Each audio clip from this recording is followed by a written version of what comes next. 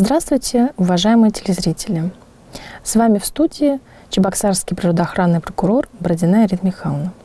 Сегодня я вам расскажу о нововведении Генеральной прокуратуры, который называется портал ГАЗ-ПС. Это портал государственной правовой статистики. Основная целевая аудитория данного портала – это граждане, которые не являются специалистами в области правовой статистики, но могут воспользоваться данной информацией, а также СМИ, бизнесы и органы государственной власти. Данный портал разработан в рамках работ по созданию государственной автоматизированной системы, обеспечивает мониторинг и анализ показателей государственной статистической отчетности и других международных организаций. Есть несколько разделов. Работают показатели преступности России и преступности в регионах.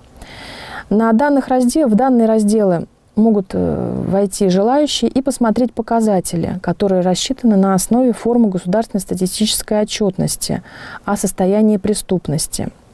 Помимо показателей в абсолютной величине, можно также посмотреть показатели на 100 тысяч населения. Для наглядности работы с порталами по данным на 100 тысяч населения присутствует непосредственно кнопка перехода на страницу с информацией о численности населения субъекта Российской Федерации. Существует также и раздел «Социальный портрет преступности», который складывается из сведений о лицах, совершивших преступления.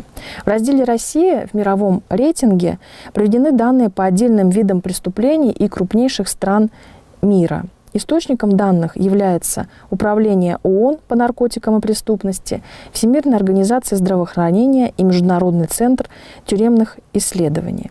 Также существует раздел «Аналитические материалы», где размещены ежемесячные статистические сборники Главного организационно-аналитического управления Генеральной прокуратуры Российской Федерации о преступности в регионах и России в целом.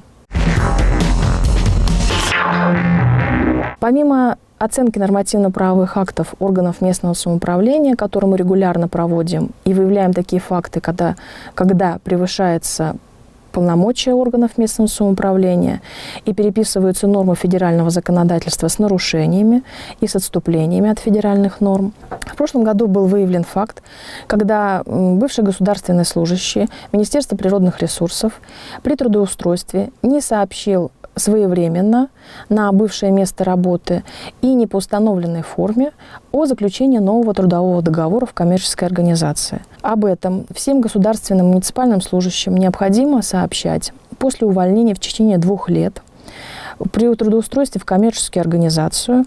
На место предыдущей службы необходимо сообщать в течение 10 суток.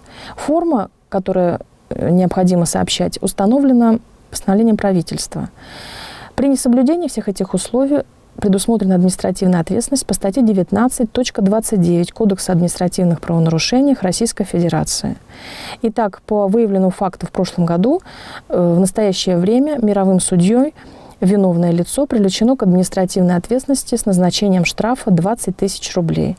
При этом хочу обратить внимание, что срок давности привлечения к ответственности по данной административной статье составляет 6 лет. Кроме того, в этом году природоохранной прокуратурой совместно с УФСБ Чувашской Республики проведена проверка, выявлен факт нахождения опасного вещества на территории Чувашской Республики, в то время как данное вещество по документам было уничтожено несколько лет ранее. По данному материалу, так как это производилось, якобы уничтожение производилось на основании государственного контракта за пределами Чувашской Республики.